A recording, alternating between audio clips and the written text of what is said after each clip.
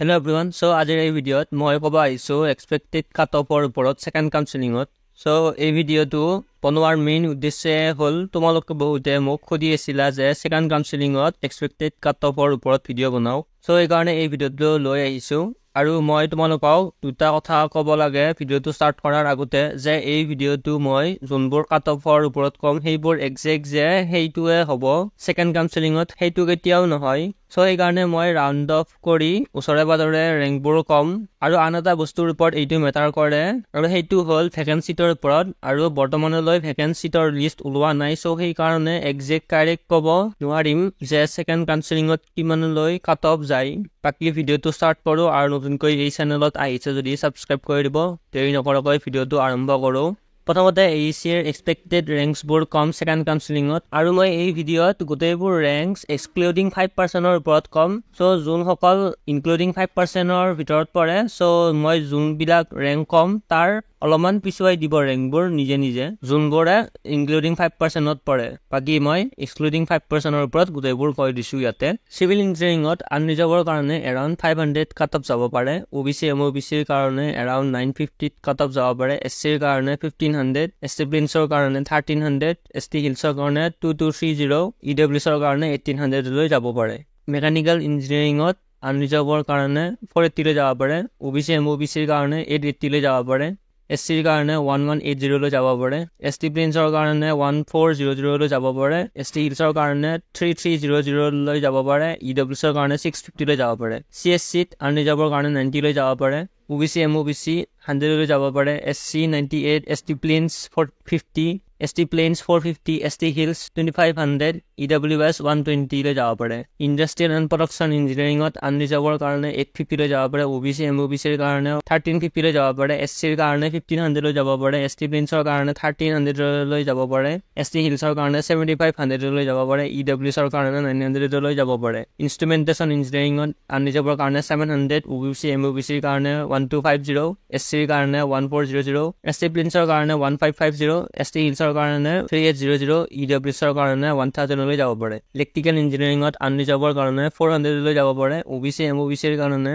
750লৈ যাব পাৰে, SCৰ কাৰণে 980লৈ যাব পাৰে, ST প্লেইনছৰ কাৰণে 1150লৈ যাব পাৰে, ST হিলছৰ কাৰণে 2700লৈ যাব পাৰে, ST হিলছৰ কাৰণে 2700লৈ যাব পাৰে, EWSৰ কাৰণে 520লৈ যাব পাৰে। কেমিকেল ইঞ্জিনিয়াৰিঙত আনৰিজাৰ্ভৰ কাৰণে 650, OBC MOBC 1250, SC 1300, ST plains 1500, ST hills 4200, EWS 900। Electronic and telecommunication ইঞ্জিনিয়াৰিঙত আনৰিজাৰ্ভৰ কাৰণে 200লৈ যাব পাৰে, OBC MOBCৰ কাৰণে 480লৈ যাব পাৰে, SC 780, ST plains 750, ST hills 3600, EWS 420। আৰু মই বাকীবোৰ কেটেগৰীৰ কাৰণে কোৱা নাই, বাকীবোৰৰ কেটেগৰীৰ কাৰণে যোনখন ৰাউণ্ড 1 কাট অফ লিষ্ট দিছে তাত তোমালোকে দেখাই পাবা যে ফাৰ্ষ্ট ৰাউণ্ডত যদি এইখিনি মানলৈ গৈছে, ছেকেণ্ড ৰাউণ্ডত তাৰ অলপ পিছলৈ যাব কাট অফবোৰ। সো এইকাৰণে বাকীবোৰ কেটেগৰীত ইয়াতকৈ অলপ কম কাট অফে যাব ৰেচপেক্টিভ ব্ৰাঞ্চবোৰত। এইবাৰ JEC লৈ গৈছোঁ। চিভিল ইঞ্জিনিয়াৰিঙত আনৰিজাৰ্ভৰ কাৰণে এৰাউণ্ড 780, OBC MOBCৰ কাৰণে 1120, SCৰ কাৰণে 1500, ST প্লেইনছৰ কাৰণে 1550, ST হিলছৰ কাৰণে 2750, EWSৰ কাৰণে 920লৈ যাব পাৰে। CSCত আনৰিজাৰ্ভৰ কাৰণে 250, OBC MOBCৰ কাৰণে 500, SCৰ কাৰণে 980, ST প্লেইনছৰ কাৰণে 1100, ST হিলছৰ কাৰণে 3400, EWSৰ কাৰণে 380লৈ যাব পাৰে। ইলেক্ট্ৰিকেল ইঞ্জিনিয়াৰিঙত আনৰিজাৰ্ভৰ কাৰণে 610, OBC MOBCৰ কাৰণে 1100, SCৰ কাৰণে 1500, ST প্লেইনছৰ কাৰণে 1480, ST হিলছৰ কাৰণে 3880, EWSৰ কাৰণে 799লৈ যাব পাৰে। মেকানিকেল ইঞ্জিনিয়াৰিঙত আনৰিজাৰ্ভৰ কাৰণে 790, OBC MOBCৰ কাৰণে 1300, SCৰ কাৰণে 1500,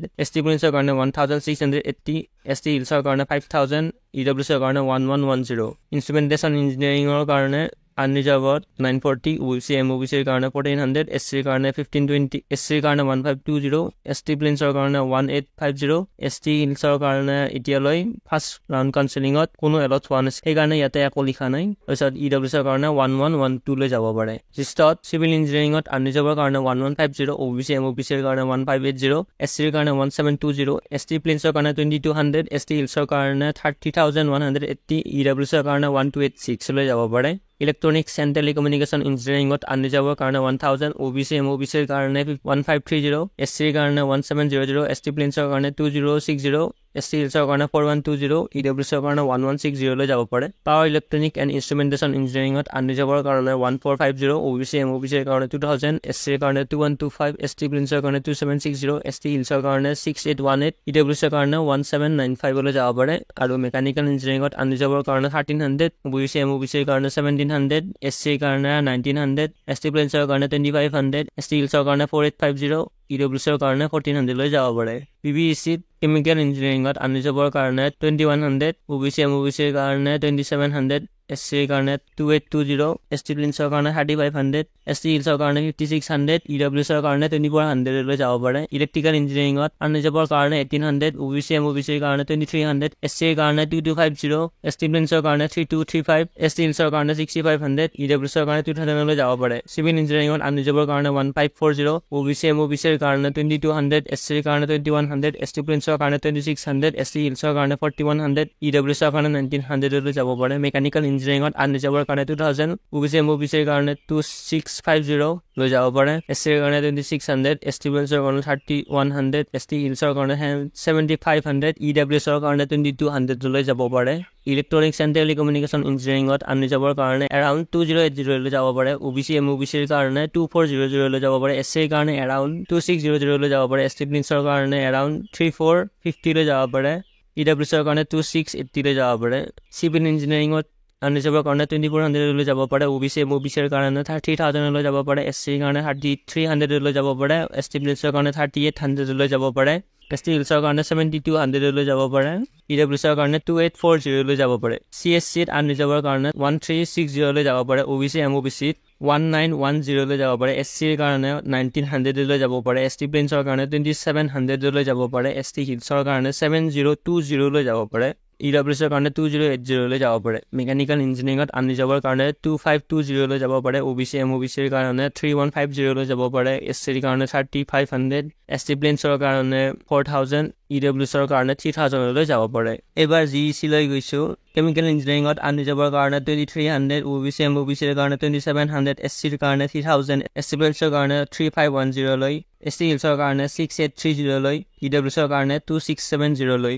চিভিল ইঞ্জিনিয়াৰিঙত আনৰিজাৰ্ভৰ কাৰণে 1900 লৈ, OBC MOBCৰ কাৰণে 2560 লৈ, SCৰ কাৰণে 3000 লৈ, ST প্ৰিন্সৰ কাৰণে 3600 লৈ, ST হিলছৰ কাৰণে 4600 লৈ, EWCৰ কাৰণে 2160 লৈ যাব পাৰে।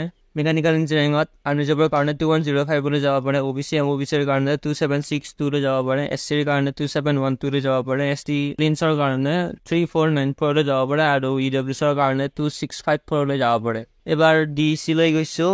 চিভিল ইঞ্জিনিয়াৰিঙত আনৰিজাৰ্ভৰ কাৰণে 2598 লৈ যাব পাৰে। OBC MOBCৰ কাৰণে 3214 লৈ যাব পাৰে। SCৰ কাৰণে 3715 লৈ যাব পাৰে। ST প্ৰিন্সৰ কাৰণে 3897 লৈ যাব পাৰে। ST হিলছৰ কাৰণে 3202 লৈ যাব পাৰে। EWCৰ কাৰণে 2996 লৈ যাব পাৰে।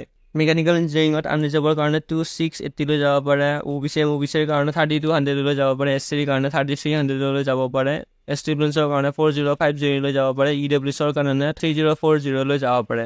আৰু CSCত আনৰিজাৰ্ভৰ কাৰণে 1680 লৈ যাব পাৰে। OBC MOBCৰ কাৰণে 2014 লৈ যাব পাৰে। SCৰ কাৰণে 2760 লৈ যাব পাৰে। ST প্ৰিন্সৰ কাৰণে 2980 লৈ যাব পাৰে। ST হিলছৰ কাৰণে 7400 লৈ যাব পাৰে। EWCৰ কাৰণে 2136 লৈ যাব পাৰে।